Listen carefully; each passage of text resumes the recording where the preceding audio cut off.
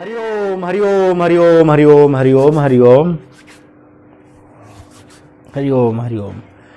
जय मृत्युंजय जग पालन करता अकाल मृत्यु दुख सब हरता। जय मृत्युंजय जग पालन करता अकाल मृत्यु दुख सब हरता। हर हर महादेव शंभो शंभो शंभो। चला जाओ तनी बाग बगीचा में घूमे।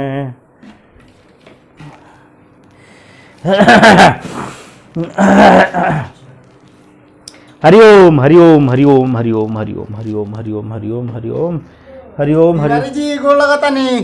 खुश रहा खुश रहा। कहीं बानी बढ़िया नु। हाँ हाँ बढ़िया बने एकदम। अरे महाराज रात के तो गजबे लीला हो गइल बा। हाँ अरे जे खाना वाना खा के सुतो नहीं नु। हाँ अतले रो चारी को बांस बड़का बड़का जोन रहे बसवरिया में। हाँ हाँ हाँ। लमका लमका काट दे हनी। अरे तू हमार बांस काट दिलो। सुनी बात। अरे तू भोरे भोरे तू हमार बांस काट दिलो। काट देनी बढ़िया चीज काम खाती कोटले बनी। बढ़िया चीज तू पूछेला ना हमारा का जंत्र कितना मेहनत लगा वो बांस में हमारा। हम आज 4 दिन से हम ओ बांस में माटी मजदूर लगा के बांस कोठी अरे ठीक बा भरौले बनी। अरे सुनो तुम ओकरा बाद 15 किलो डाई लेके डलवे बनी। ओकरा बाद पटोले बनी आ तेरा बारखा बरिस गेल हो आ मैं ओके और का बोली कहत नहीं बात ना हम ना सुनब। हमार मैं खाद दही गेल हो तो ओकरा के फेर वापस खिंचवानी 15 गो मजदूर लगा तो हमार बांस कैसे काट देला। हम कहत नहीं हमर बात पहले सुनो। का हम सुन तू सवेरे सवेरे बांस काट दिलो। तू पूछला नो कि हनुमान जी के झंडा के गोबांस चाहिए हम देती खाती नहीं किनु तो का बियाह शादी बा तो कहेला नो शादी नहीं के बढ़िया काम खाती। बियाह शादी में एगो बांस दिला तू 600 रुपया के एगो बांस बेचा था तू काट देलो कैसे। अरे लोग पैसा के एकदम तू एकदम चोर हवा। तू राती में काट दिलो। हम साझा बगीचा में गोरे हम साझा गोरे हैं तू देखनी बांस हमार ठीक महाराज सुनी हम का सुनी हमारा एकदम सवेरे सवेरे दिमाग खराब हो गई बाटे। हम जाई पंचायत करब। हम पंचायत करब हनु। अरे लोग सब कुछ कम पड़ सुनी महाराज का हम बतिया सुन ना तू एकदम चोर हवा।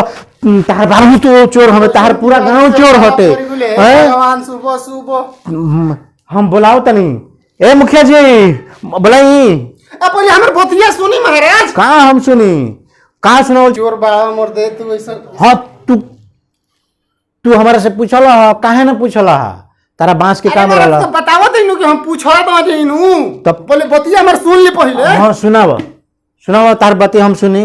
बतिया पहले सुनी। हां अरे हम का एकदम तू हमार दिमाग खराब कर एकदम तू चोर का बेटा हवा। तू चोर हवा। हमारा उम्मीद ना रहला तारा से ऐसा तू करे के हम जानत रहो बांस हमार बात सुने के तो तू तिवारी मानता नहीं का हम सुनी हो हम हती चुकी पहले पोसत लड़का के ना आदमी पोसेला वही सब हम बांस के पोसले रहनी है। काहे कदी कोटले बनी ई तो सोची काका मर रहला है का कि हम माने कि कहीं के बांस काट के ले जाता नहीं ना तो हमार बढ़िया काम कदी ले बनी तो बढ़िया काम करे तब कहेला नो तू हमारे से पूछेला तू चोरौला काहे कदी सवेरे सवेरे तू ई तरह से उम्मीद ना रहा। हम सवेरे सवेरे जाता हूं एकदम जोर से लाग रहा मैदान। अरे तो हम रात के बात बतावल चाहत नहीं यार सुने पे तैयार तो हम का सुनी और पानी गिर गइल हम कहां जाए 1.5 किलोमीटर जाए के पड़ी गांव में पानी ले जाती पानी के मत तो हम के ले हम रोवा के इतना पानी जुगाड़ कर दे तो हम जाके बैठी तब तू पानी ले तू रात में हमार बांस काट लेला हा तू एकदम चोर समझता नहीं तो एकदम चोर बड़ा तू रात में बांस काहे कटला हा केकरा से पूछ के कटला हा। अरे तो हम बतावत नहीं कि रात के बात पूछी मत हम बांस पहले बने उपदिया के पहले सुन ना तू साझे हमरा से कहे रही तक हम बांस काटब हमारा काम बा है चीज करे के बा ना हम ना सुनब एकदम सुनब तू एकदम चोर हवा बेईमान हवा कुकुर हवा तू का है एकदम मन करता है छोटा चार छोटा मार ना हम सुने एकदम ना सुना तू सवेरे सवेरे हमारा दिमाग खराब कर दिले बड़ा हनु। तू हमारे एकदम झाड़ा फिर मुश्किल कर बड़ा हमारा मैदान लाग तू एकदम सवेरे सवेरे हमारा मैदान में एकदम सटका दिल तू ऐसा कोई के हम का करी ओई में हमारे पानी गिर गई हम का करी खोपड़ी चाटी गुलो चाटी ना। अरे हमार चोरी भइल बांस तो हमारे खोपड़ी से चोरी नहीं की कोई पहले सुनो पहले बतिया का कोई ले बोलो तू बताओ पहले हमारे के पहला हा ए भगवान के हुआई तो इन जगह पागल एकदम हम बुलाओ तनी तो बांस तो हमारे लिए कोई लोग बुझाता कि हमारा ऊपर लुंगियों खराब हो जाइए, बुझाते नहीं कि खराब हो जी तो ठीक हो जाई। तेरे कहत की बात हमर सुन। का हम सुनी तू एगो पतिया के खतर के बात सुन खाली 4 गो बांस कटले बानी पहले बतिया। ना हम ना सुनब एकदम। तू काहे कटला है एकदम? अरे ब्रह्मा जी ने तहार हमर बाबू बाबू ये बोला। ब्राह्मण जी ले तार बाबूजी ही सिखल बनाए के पंडित जी के पास चुरा ली हो। एक एगो बांस पहले हमर बतिया सुनी। बहुत हम बांस पे उम्मीद लेके बैठल रहनी हां कि हमार बांस बड़ भइल बा, बेचाई 800 रुपया के एगो बेचाई। तो हमार मर 4 गो बांस के काम वाला ब्रह्मा जी ले काम रहला। तो बढ़िया के बांस तारा काटे कर रहल हां, नीचे गिरल ऊपर तो तू। अरे तो कोटन में बनी तो सुनी ना पहले हमर। तो पहले हम ना सुन, हमरा जाके मैदान लगे एकदम बुझाता लोही खराब हो जाई, एकदम लोही खराब हो गई बा। री बाप रे तिवारी सुबह का हल्ला करो? अरे मुखिया जी हटो, समझाई पागल तिवारी के समझाई। अब किसी हटो हमार ऑयल का नहीं बताओ। एकदम हमार पैर खराब हो गए वाला बात ऑयल का एकदम बताओ। चोरी को ले बड़े हमारा 4 गो बांस काल के चुरा ले रात में के। अरे हम ये बतिया समझावल चाहता नहीं को बोले। हमार पानी गिरत रहे मैदान हो जाता है, पानी गिरत रहे हम का करी? करत जाता है सफरे सफरे एकदम हमार एकदम मैदान हो लागल बा, तनी एक लोटा पानी ले रही हो। तुम्हारी बात तो का हम पैदान का तिवारी जी ढेर कर नशा मत। नशा तनी हमार चोरी भइल बा।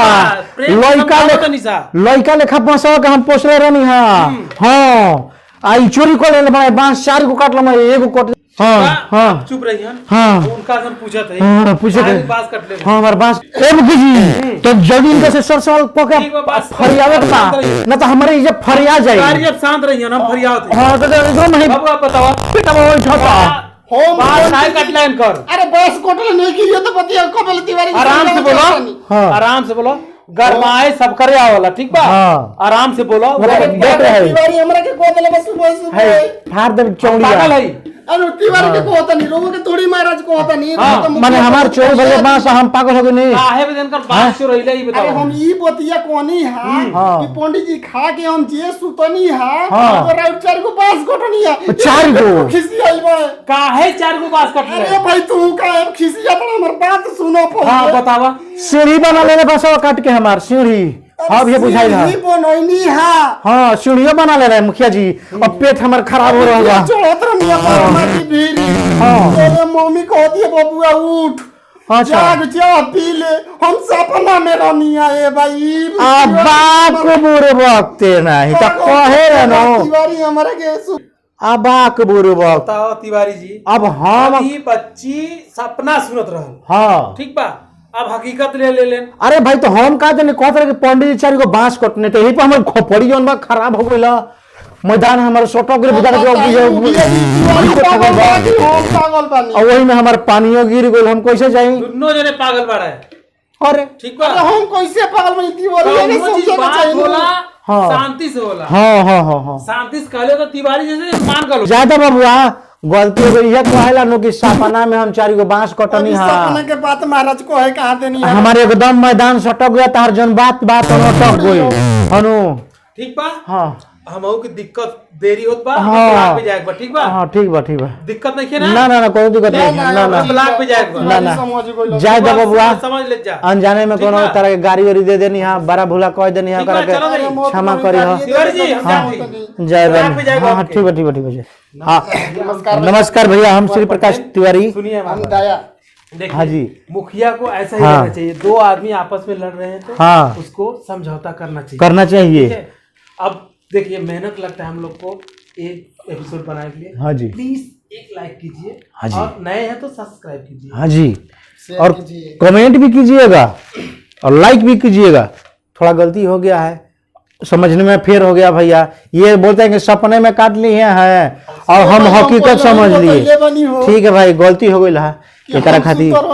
ज्यादा बचवा तार गलती नहीं खे, ना ना हमारा सोचे समझे के फेर हो गई। ठीक है खराब कर दिले बानी। एकदम। जय भैया, नमस्कार भाइयों, जय हिंद, जय जय भोजपुरिया समाज।